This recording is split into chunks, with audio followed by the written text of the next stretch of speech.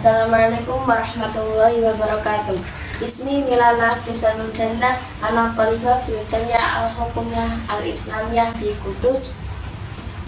Kali ini kita akan mengkaji kitab yang berjudul Ar-Risalah Ahlussunnah wal Jamaah karya Syekh Hasyim Asy'ari.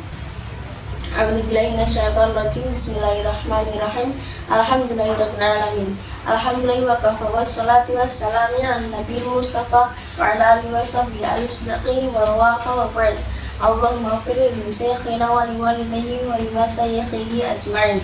Qala al-musannifu rahimahullahu ta'ala wa nafa'ana bihi wa fi 'ulumihi wa bi dzikrihi amin ya rabbal alamin. Bismillahirrahmanirrahim. Faslun fi bayani sunnati wal bid'ati.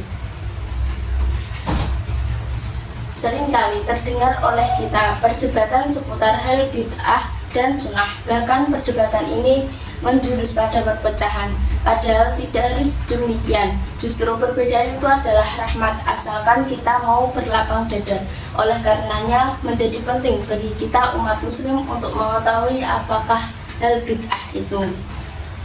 Yang pertama kita akan membahas tentang sunnah. As-sunnah tu utawi lafaz sunnah bidhomi kelawan tin wa contomah wa tasydid lan tasydid. Kama kaya perkara kala ngendikan sinten Abul Baqa fi kuliyatin dalam kitab kuliah lunggotan ing dalam cara bahasa iku at-tariqatu dalan. Kalau wiramardiyati lamun ora den diutori. Lafaz as-sunnah dengan dibaca domasinya dan diiringi dengan tasydid sebagaimana telah dituturkan oleh Imam Al-Baqa dalam kitab kuliahnya sunnah. Secara bahasa adalah jalan, sekalipun jalan yang tidak diridhoi.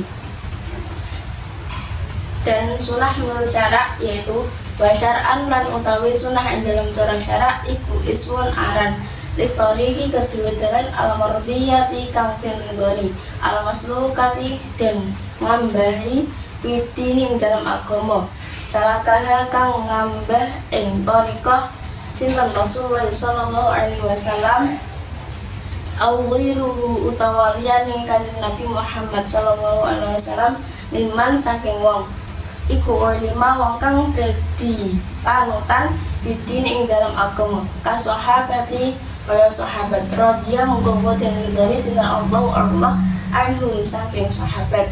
Sunnah menurut syarak merupakan thariqah, jalan yang diridhoi dalam menempuh agama sebagaimana yang telah ditempuh oleh Rasulullah SAW atau selain beliau, yaitu orang yang memiliki ilmu agama yang menjadi panutan dalam masalah agama seperti para sahabat radhiyallahu anhum. Hal ini didasarkan pada sabda Nabi Muhammad SAW. Alaikum bisunnati wa sunnatil khulafa'ir rasyidina min ba'di. Artinya, tetaplah kalian untuk berpegang teguh pada sunnahku dan sunnahnya al-khulafa'ur rasyidin setelahku.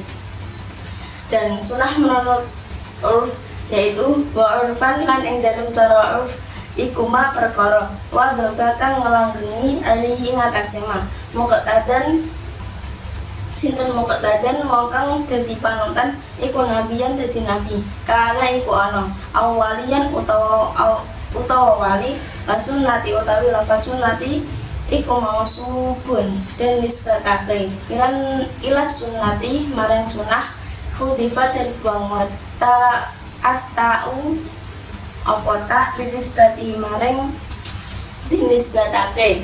Sedangkan menurut terminologi merupakan apa yang dilakukan oleh panutan baik para nabi maupun para aulia.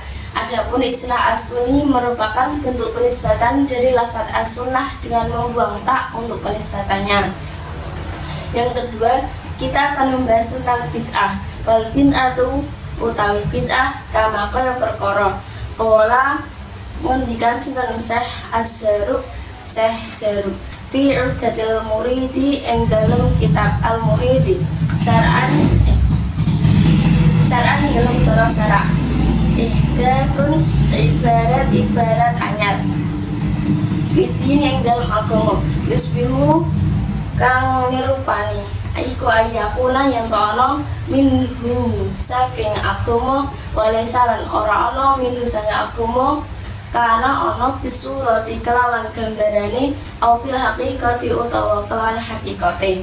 Bid'ah sebagaimana dikatakan oleh Syekh Jaruk dalam kitab Irdatul Murid yang menurut syara adalah menciptakan hal atau perkara baru dalam agama, seolah-olah itu merupakan bagian dari urusan agama yang sebenarnya itu bukan bagian dari agama, padahal realitanya atau aslinya bukan, baik dalam penggambarannya maupun hakikatnya. Atau bid'ah dalam Islam adalah segala sesuatu yang tidak dilakukan oleh Rasulullah SAW pada zaman beliau masih hidup, tetapi kemudian dilakukan atau dilaksanakan oleh umatnya setelah beliau wafat. Liqaulihi sallallahu alaihi wasallam, man ahdatsa fi amrina hadza ma laysa minhu fa huwa raddu. Barang siapa menciptakan hal baru di dalam urusanku padahal bukan merupakan bagian daripadanya, maka hal itu tertolak. Beberapa contoh bid'ah masa kini diantaranya perayaan bertepatan dengan kelahiran Nabi Muhammad SAW pada bulan Rabiul Awal atau sering disebut juga dengan Maulid Nabi. Hal ini juga disebut sebagai bid'ah, tapi bid'ah ini termasuk bid'ah hasanah dan bukan termasuk bid'ah terlarang karena perayaan tersebut tidak ada dasarnya dalam kitab dan sunnah. Dan perayaan Maulid Nabi hanya formatnya yang baru, sedangkan isinya merupakan ibadah-ibadah yang telah diatur dalam Al-Quran maupun hadis. Oleh karena itulah banyak ulama mengatakan bahwa perayaan Maulid Nabi adalah bid'ah hasanah dan pelakunya mendapat pahala. Di antara dalil perayaan Maulid Nabi Muhammad SAW menurut sebagian ulama adalah firman Allah, yaitu qul bi fadlillahi wa bi rahmatihi fa bidzalika falyafrahu huwa khairum mimma yajma'un. Artinya, katakanlah dengan anugerah Allah dan rahmatnya Nabi Muhammad SAW hendaklah mereka menyambut dengan senang gembira. Bid'ah termasuk istilah yang sampai saat ini masih kontroversial di tengah masyarakat. Kata bid'ah seringkali diucapkan oleh sebagian kelompok orang pada komunitas kelompok yang melakukan praktik keagamaan yang dianggap tidak pernah dilakukan pada masa Rasulullah SAW. Menurut pemahaman kelompok atau orang ini, setiap amalan yang tidak pernah dikerjakan Rasulullah SAW termasuk bagian dari bid'ah. Sehingga seperti yang dicontohkan tadi, yaitu Maulid Nabi ataupun tahlilan atau yasinan dan lain-lain dianggap bid'ah, dan setiap bid'ah adalah sesat.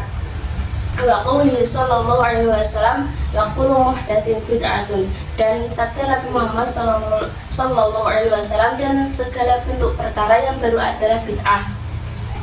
Waqad bayyana lan teman-teman mertelake sinan al ulama rahimah muga-muga rahmati humu ing ulama sinan Allah alal makna sak temene makna fil hadits ini ing dalam hadits loro al madhkuraini kang den tutur karone iku rajiun kang bali al hukum birtiko dima kelawan nekodake perkara lai sarang ora ana dikurbatin iku kelawan kurbatan paras la mutlaki orang mutlak al ihdati piro-piro hadis qadana waladhu merkoleh engmah. Para ulama rahimahumullah menjelaskan tentang esensi dari makna dua hadis tersebut.